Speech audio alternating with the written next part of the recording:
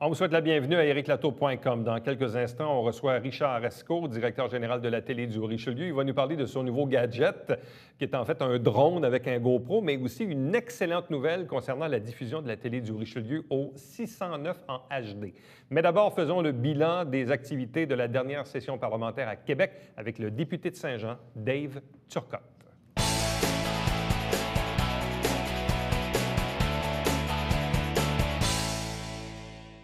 La session parlementaire est maintenant terminée du côté de Québec à l'Assemblée nationale. Donc, nos députés rentrent au bercail. C'est le cas du député de Saint-Jean, Dave Turcotte. Bonsoir et bienvenue. Bonsoir. Est-ce que ça fait du bien quand on, humainement, là, parce que c'est quand même beaucoup d'allers-retours, puis bon, etc. Est-ce que ça fait du bien de dire, bon, bien là, enfin, on revient chez nous pour quelques mois? Bien, c'est sûr que c'est beaucoup moins de gestion, hein, parce que quand on est à Québec, deux maisons, la maison de Québec, la maison de Saint-Jean, bon, toutes les choses personnelles à gérer, épicerie, ménage, tout ça. Mais au-delà de ça, c'est le voyagement. Et aussi, il faut le dire, tu sais, quand on est député, c'est parce qu'on aime aider notre monde. Puis notre monde, mais il est ici à Saint-Jean. Donc, moi, j'aime mieux être ici avec les gens pour les rencontrer dans les activités. Là. Vous avez vécu les deux côtés, à être au pouvoir, être dans l'opposition. Certains députés nous ont déjà dit, parfois, on a l'impression qu'on perd un peu notre temps. C'est-à-dire que le temps est précieux dans la vie, au-delà des déplacements là, qui sont déjà, qui grugent là, des heures dans une semaine. Là. Est-ce que parfois vous avez l'impression que le temps que vous passez à Québec est utile et productif? Bien, c'est sûr que je pourrais dire que ça dépend des jours, puis ça dépend du résultat. Si on obtient ce qu'on veut, on peut dire que c'est utile, puis si on ne l'obtient pas, c'est pas utile. Mais en même temps, la fonction principale d'un député, c'est d'adopter des lois. Et ça se passe à l'Assemblée nationale. Mais je pense que pour adopter les meilleures lois, bien, il faut être connecté avec notre monde. Mais effectivement, c'est différent. Mais je vous dirais quand on est dans l'opposition, on peut obtenir le même résultat qu'au gouvernement, mais il faut y mettre beaucoup plus de temps et énergie. Bon. Donc, on peut dire qu'il y a une certaine perte de temps qui, malheureusement, bien, vient du fait que le système politique fait en sorte qu'il y a des partis politiques qui on encourage souvent mieux notre parti. Là, bon. Évidemment, le public qui voit les travaux à l'Assemblée nationale voit principalement la période de questions, les échanges et tout ça. Bon. Mais en même temps, le travail, entre autres, d'un député d'opposition, c'est tout ce qui se passe avant, pendant puis après. Autrement dit, c'est quand vous accrochez un ministre dans le corridor pour parler d'un dossier. Donc, même si vous n'êtes pas dans les mêmes partis, le travail du député, c'est aussi d'aller voir le ministre pour pousser son affaire. Là. Exactement.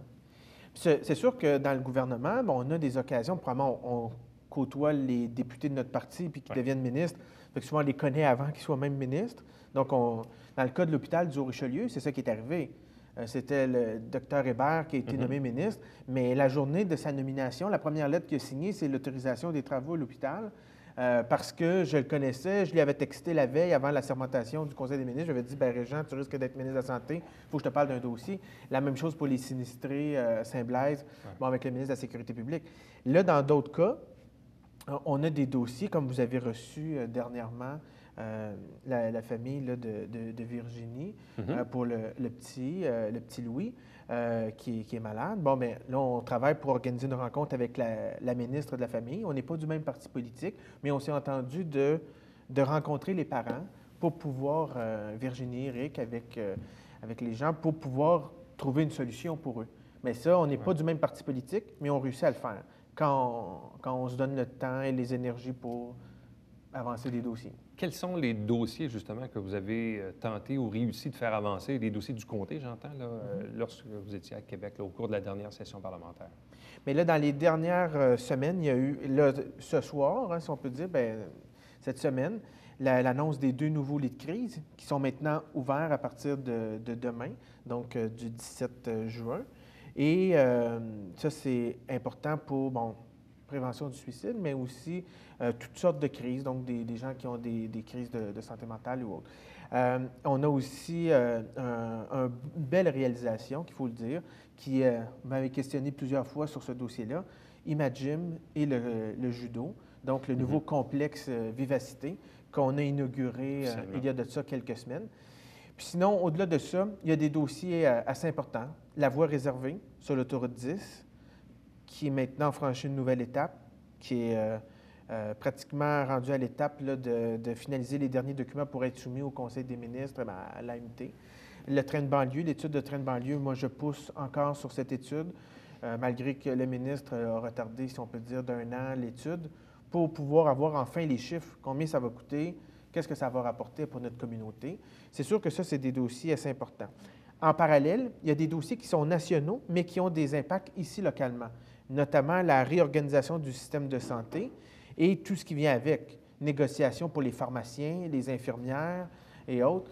Quand on voit les besoins criants de notre population en santé et en services sociaux, puis qu'on voit à côté les coupures du gouvernement dans notre hôpital, dans nos systèmes de santé, faire en sorte que là, les infirmières, finalement, ils ont été obligés de les réengager, mais... Vous me faites penser, parce qu'aujourd'hui, j'ai vu un communiqué de presse du nouveau 6 Montérégie-Centre qui m'a fait un peu tiquer parce que ça marquait opération pour cataracte transférée à Brossard. Là, j'ai fait comme quoi? Là, j'ai ouvert. Finalement, c'est temporaire là, parce que là, il y a des travaux, mais c'est quand même un effet. On n'aurait pas vu ça il y a 2 ans, là, de voir que les opérations de cataracte sont transférées à Brossard le temps qu'on fasse des travaux. Donc, pour les gens d'ici, évidemment, c'est un peu plus loin de se déplacer. Le problème, c'est qu'il y a ce risque-là. Parce que maintenant, étant donné qu'on est le 6 Montérégie-Centre... Qui va jusqu'à Charlemagne. Jusqu'à l'hôpital Charlemagne, bien, éventuellement, un gouvernement qui veut économiser pourrait dire, bien, on va centraliser tout type d'opération, tout type de spécialité à tel endroit. Puis ça a aussi cet impact-là pour les services sociaux aussi, là. Tu sais, comme différentes organisations ou institutions n'ont pas le même port d'attache. Là, en Montérégie, on en a 3. Fait qu'ils peuvent relever soit de Châteauguay, de Longueuil ou de Saint-Hyacinthe. Et ça fait en sorte que ça enlève du pouvoir de décision et le sentiment d'appartenance pour notre monde ici, parce que les pouvoirs décisionnels sont rendus à Longueuil maintenant et non plus à Saint-Jean, comme c'était le cas, par exemple, avec le renfort. Vous parliez tantôt donc de la voie réservée, évidemment, pour les usagers là, de Saint-Jean qui vont à Montréal à tous les jours. Bon, je sais que le gouvernement a parlé de son intention d'avoir une 3e voie sur l'autoroute 10 jusqu'à l'A35. Oui. 1, y croyez-vous vraiment? Et 2, ça va se faire dans combien de temps? Bien, la voie réservée sur l'autoroute 10, c'est ce projet-là. Oui. Mais en ce moment, il y a eu déjà d'élargir à 3 voies. Ça, c'est plus tant dans les cartons. Ah non? Non. C'est la voie réservée qui est le projet. Qui est prioritaire, parce qu'on le sait, les finances publiques étant ce qu'elles sont. L'équilibre budgétaire aussi, qui n'est pas facile. Oui. Y croyez-vous vraiment? Puis je pense qu'il faut aussi, parce que faut aussi, plus on a de gens qui utilisent le transport collectif, moins il y aura de voitures qui congestionnent durant les heures de pointe. Bon. Puisqu'on parle de transport, avez-vous des nouvelles du MTQ concernant le pont Gouin? Parce que les dernières nouvelles qu'on en avait, il n'y a même pas 2 semaines, on parlait d'un report, là. On parlait que les travaux étaient retardés. Là, initialement, ça devait commencer à l'automne 2015. Et là, on parle de peut-être de 6 mois à 1 an là, de délai. Est-ce que vous avez du nouveau là-dessus? Bien, la dernière fois qu'on a eu des nouvelles que j'en ai entendues, c'est à partir à peu près là, au même moment que vous. Puis, bon, il y a une expression qui dit que ça venait de la bouche du cheval. C'était le ministre lui-même qui l'a dit. Les travaux allaient débuter au printemps 2016. Donc, oui, c'est un retard, mais en même temps, c'est un projet assez complexe là, pour avoir travaillé beaucoup sur ce dossier-là puis continuer à y travailler. C'est quand même moi qui l'ai annoncé quand on était au gouvernement, l'investissement. Puis entre l'investissement qu'on a annoncé à ce moment-là, qui était de 90 millions, là, on est rendu à pas mal plus que 100 millions parce que ça a pris des proportions, parce qu'il y a davantage de conditions, soit que la Ville a demandé, mais aussi par Canada, puis d'autres partenaires. Mais la Ville va devoir mettre quand même la main dans sa poche pas mal. Là. Hier, j'étais au conseil lundi soir, on parlait d'à peu près 12 millions pour le pont, la portion de la Ville, plus un autre 6 à 8 millions là, pour les abords du pont, les expropriations et tout ça. C'est beaucoup d'argent. Avec une possibilité de revendre les terrains qui ont été expropriés. Mais c'est beaucoup d'argent, effectivement. Mais comme on s'était déjà dit en entrevue, c'est tout dépendant des besoins et des désirs de la municipalité qui désire ajouter au pont, à l'infrastructure. Mais on s'est quand même battu pour avoir le plus qu'on pouvait. Il y a quand même une partie des dépenses qui devaient être payées par la Ville qui seront maintenant payées par le ministère des Transports. Bon. Au niveau des travaux à l'hôpital, c'est tel que tel, c'est sur la voie de se réaliser. Il n'y a pas de retard là-dessus? Pas pour l'instant, non. Donc ça va bien. Oui. Quels sont les autres dossiers sur lesquels vous allez devoir travailler, disons, dans les 6 prochains mois, ici, là, localement? Est-ce qu'il y a des demandes particulières de la Ville, entre autres, que vous devez pousser? Je n'ai pas de demande particulière de la Ville. Il y a différents... Bien, il y a une demande, si on peut dire, pour le Oui. 350e, Oui. là, pour tenter d'avoir davantage d'argent de la part du gouvernement du Québec. Donc, bon, il y a cette demande-là. Dans le cadre du 350e, il y a le projet du monument Félix-Gabriel Marchand, qui était un grand Mhm. premier ministre du Québec, député de Saint-Jean pendant 33 ans. Là, c'est une partie. Puis sinon, c'est beaucoup des dossiers plus de fond que je désire travailler avec les différents partenaires. Comme en éducation, il y a quelques projets pour développer davantage d'offres en éducation, mais aussi en santé. Donc, Bon, mais là, puisqu'on parle et en économie, bien d'éducation, entendu, ouais. parce que les pertes d'emploi, bon, les entreprises, avec notre chantier sur l'électrification des transports, si on veut davantage se démarquer, on a du travail à faire. Bon, puisqu'on parle d'éducation, le gouvernement a laissé entendre la possibilité d'éliminer les élections scolaires, de transformer un peu les démocraties scolaires en conseil d'administration avec un appel des parents et tout ça, ce qui aura un effet inévitable sur la commission scolaire de Haute-Rivière. Tout à fait. Quelle est la vision de l'opposition officielle là-dessus? Bien, nous, ce qu'on veut, c'est que l'éducation, puis je crois que tout le monde veut ça, c'est que l'éducation, que les parents aient un rôle important dans les décisions d'éducation. Est-ce que c'est avec les commissaires scolaires? Est-ce que c'est avec une autre structure? Peu importe. Mais on croit, nous, puis je l'ai mentionné pour la santé, c'est la même chose, d'avoir une possibilité de pouvoir décisionnel local et régional. Parce que si tout est centralisé à Québec, mais ça revient au même Mais problème. si on vire la question de bord, est-ce qu'on doit maintenir une démocratie scolaire auquel les gens s'intéressent très, très peu, là? Bien, il y avait différentes possibilités. Nous, on avait même déposé un projet de loi pour faire en sorte que les élections scolaires soient en même temps que les élections municipales, pour faire en sorte que ça coûte moins cher aux contribuables puis que les gens puissent peut-être aller davantage voter. Mais effectivement, il y a tout un enjeu. Puis les dernières élections scolaires, malheureusement, n'ont pas été À la hauteur. à la hauteur. Bon. Vous avez un nouveau chef Oui, qui est passé au premier tour. tout à fait, Vous l'avez appuyé. fortement. Toujours heureux de l'avoir appuyé, je présume. Oui. Là, allez-vous avoir un nouveau rôle? Parce que j'ai cru comprendre que M. Pellado voulait attendre en septembre avant de remanier son cabinet fantôme. Avez-vous des demandes particulières? Est-ce qu'il y a des dossiers sur lesquels vous souhaiteriez être porte-parole? Ben oui, bien c'est sûr que j'ai des intérêts personnels, dans le sens que j'ai des goûts, des dossiers qui m'intéressent, qui m'interpellent davantage. Cependant, c'est pas moi qui décide. C'est M. Pellado, c'est Pierre Carl. Et effectivement, là, il nous a demandé de chacun député qu'on se rencontre dans les prochaines semaines. Il y aura donc une rencontre entre lui et moi pour lui faire part aussi des dossiers de la circonscription. Puis il y a déjà beaucoup d'organismes ou de gens qui nous demandent s'il peut être présent ici à Saint-Jean parce que les gens ont hâte de le voir. Donc, on travaille là-dessus. Êtes-vous invité au mariage? Oui. Oui. Oui, oui, le 15 août à Québec. Célébré par le maire, la bombe. Tout à fait. Puis Là, j'ai eu, bien, c'est sûr que, bon, il faut le faire une petite confidence, peut-être, là. Julie Snyder m'appelle toujours son plus vieux. Son plus vieux? Son plus vieux. Pour elle, je suis son fils, mais le plus vieux. Parce qu'elle dit, j'ai l'âge d'être ta mère. Donc, quand elle m'a invité au mariage, elle m'a dit, il faut absolument que mon plus vieux soit à mes noces. OK. Donc, effectivement, je suis invité au mariage. Il va avoir Et un j'ai rôle ça. de garçon d'honneur? Non, Ah, malheureusement, OK, ou heureusement.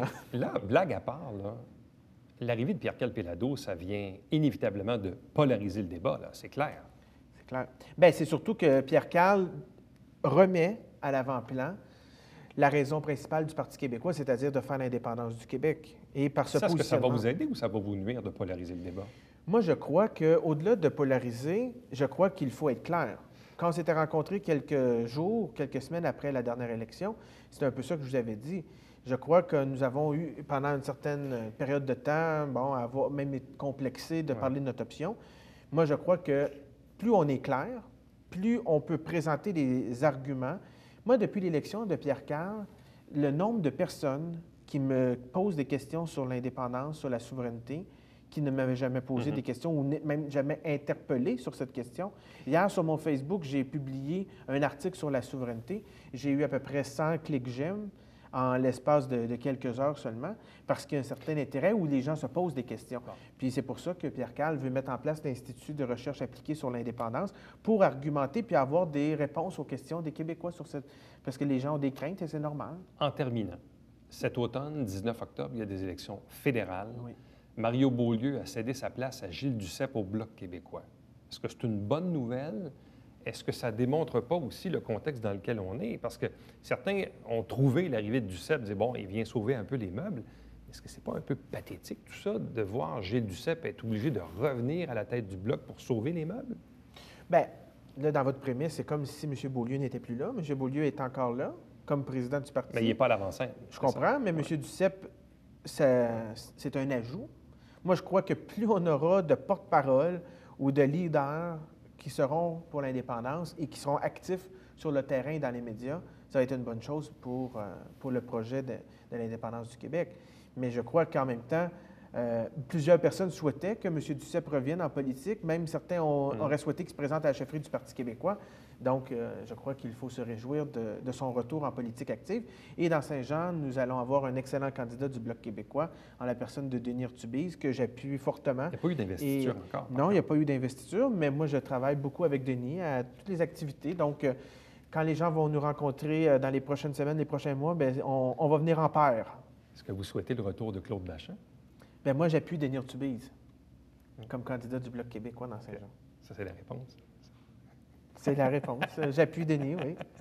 Non, mais c'est parce qu'on a vu dans les journaux que M. Bachand, il songeait. Là. Oui, il est en réflexion. J'ai vu aussi sur son Facebook. Mais il a le droit de faire ce qu'il veut. J'ai travaillé comme attaché politique pour Claude Bachand pendant 5 ans. C'est une excellente personne. Il a fait un très bon travail comme député. Mais là, Denis a déjà, depuis 1 an, sur le terrain, avec l'appui de l'exécutif du Bloc québécois de Saint-Jean et aussi des organisations du Parti québécois de Saint-Jean, Iberville et Huntington.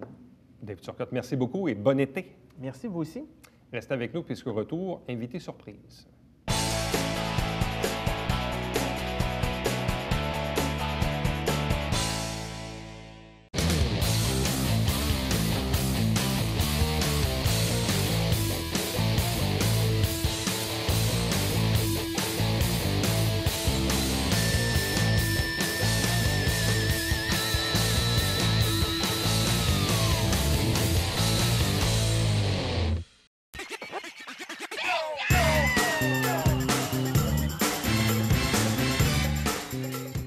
Divertir dans le confort de votre foyer.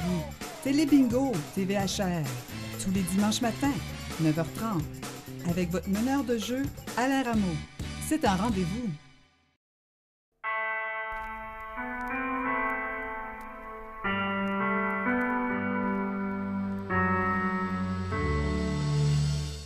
Coulisses Bêta, version 3.0, jeudi, 19h.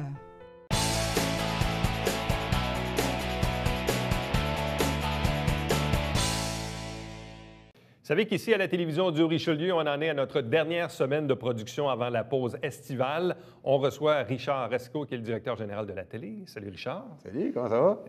T'as un nouveau joujou. Oui, une nouvelle bébelle. Ça, c'est une GoPro. Oui. Mais ça, c'est quoi, cette affaire-là? Ça, c'est un drone. C'est un bidule volant avec des hélices. Oui, on a décidé d'acheter ça pour faire des vues aériennes ici. Est-ce que c'est légal? Ça a l'air que pour s'amuser à la maison, oui, mais si on fait du commercial, je pense qu'on peut falloir en parler. OK. Bon, je suis de même. Mais il faut commencer par essayer de l'apprendre à voler? Oui, parce que là, j'ai comme... Ça décolle comme un hélicoptère. Oui, supposé, mais ça ne marche pas avec le ciment. Fait que, ça brise les hélices. Prendre Et là, quelques minutes. Aussi une télécommande. Ouais. Prendre quelques minutes versus quelques heures à essayer de comprendre ça un peu. Et là, la GoPro va en dessous, c'est ça? Oui, ça va en dessous ici, comme ça. Et là, ça permet, mais sur YouTube, je pense qu'il existe une vidéo démo qui nous montre un peu la capacité de l'appareil. Il y a plusieurs machines comme ça. Je n'ai pas acheté la super machine, j'ai acheté la machine qui pour moi, pour l'instant, je pense, qui va nous donner des bonnes shots. Et quelle est la portée de distance avec... je ne sais pas. Tu peux écrire des Comme exemple, on pourrait-tu le faire voler au-dessus du pont Gouin? Oui, facilement, oui, effectivement. Ouais. Puis il y a une position GPS dessus que si tu dépasses une certaine distance, elle te ramène, elle va revenir tout seul. Donc, visiblement, on n'arrête pas le progrès. Non. Puis quand on parle de progrès dans le cadre d'une télé dite communautaire, donc un organisme à but non lucratif comme le nôtre, qui vous offre de la production télé originale à chaque semaine, Si on remonte à 20-30 ans, on avait des 3/4 de pouce, on a changé pour le bêta, tout le monde était très Les heureux. caméras à tube. On était une couple d'années en retard, mais on avait du bêta. Ouais.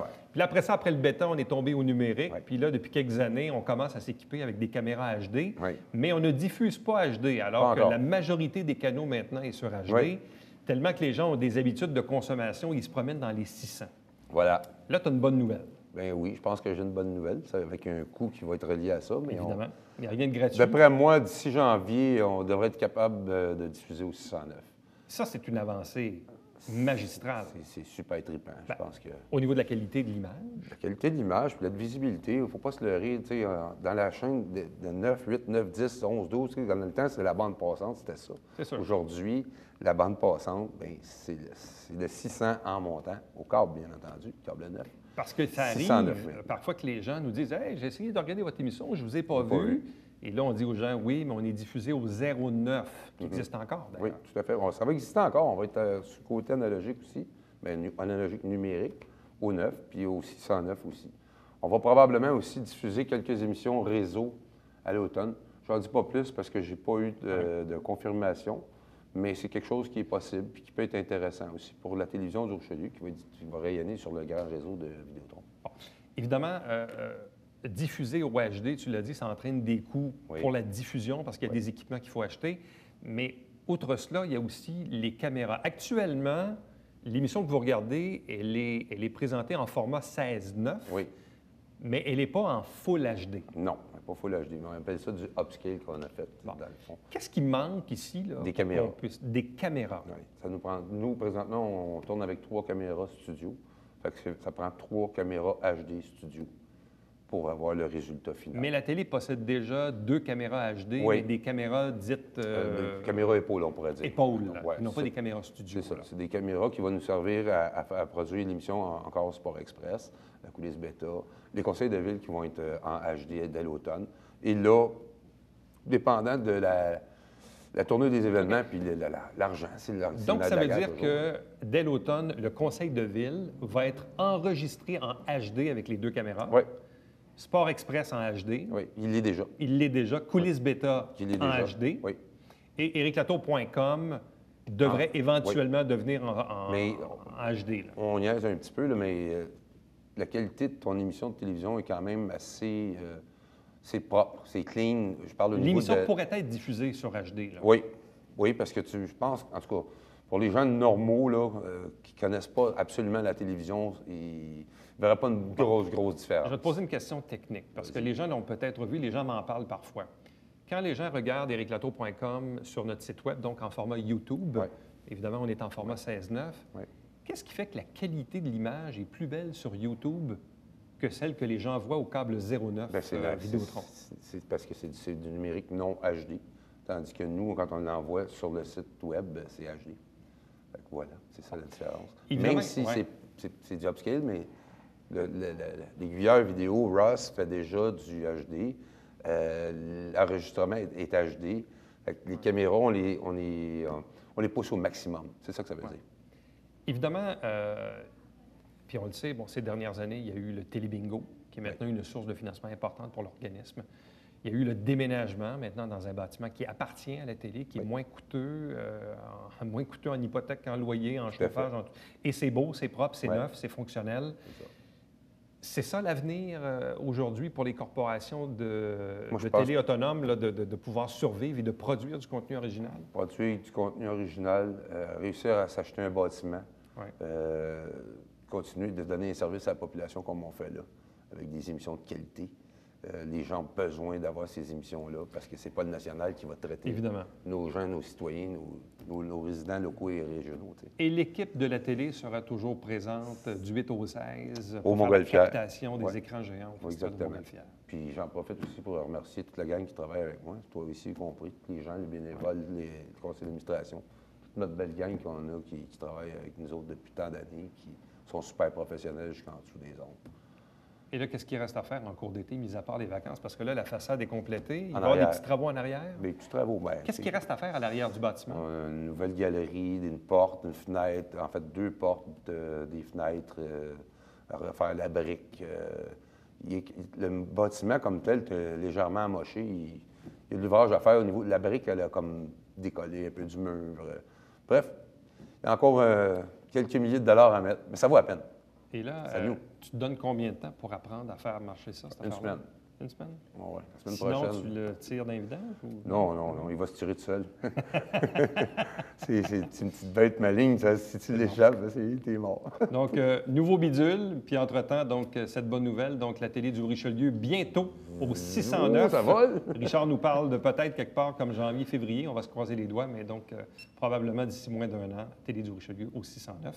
Voilà. Je dis bonjour à ta GoPro. Oui, voilà. Bonjour GoPro. Et voilà. Salut! Donc, bon été. Merci. Bye. Restez avec nous. Au retour, on vous présente le Babillard quotidien.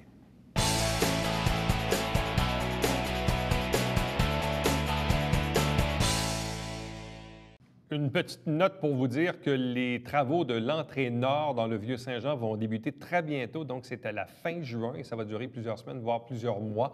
C'est évidemment toute la section qui entoure la trinquette, le stationnement et tout ça. Donc, on va refaire cette entrée-là. À chaque semaine, on vous présente des extraits du conseil municipal. L'émission s'appelle Saint-Jean-sur-Richelieu. Vous avez la grille horaire à l'écran.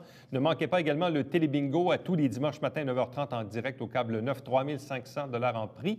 La carte pleine qui est à 2000. Faites à noter qu'il y aura un bingo spécial. En fait, on étire ça d'une semaine, le dimanche 28 juin. Dimanche le 28 juin sera le dernier télébingo et vous me corrigerez, mais je pense que la carte pleine va être majorée de 500 $. C'est bien ça? C'est bien cela. Donc, on aura 2500 $ pour la carte pleine uniquement pour le dimanche 28 juin qui sera le dernier bingo. Donc, Télévision du Richelieu, voici les coordonnées. Pour me joindre, toujours par courriel, Éric Latour en un mot à commercial-tva-charneuf.com. Vous pouvez visiter notre site Internet, revoir les entrevues, nous aimer, nous suivre sur Facebook et sur Twitter. L'émission que vous regardez est diffusée à tous les jours de la semaine et surtout en rappel également le dimanche entre 16 et 18h30.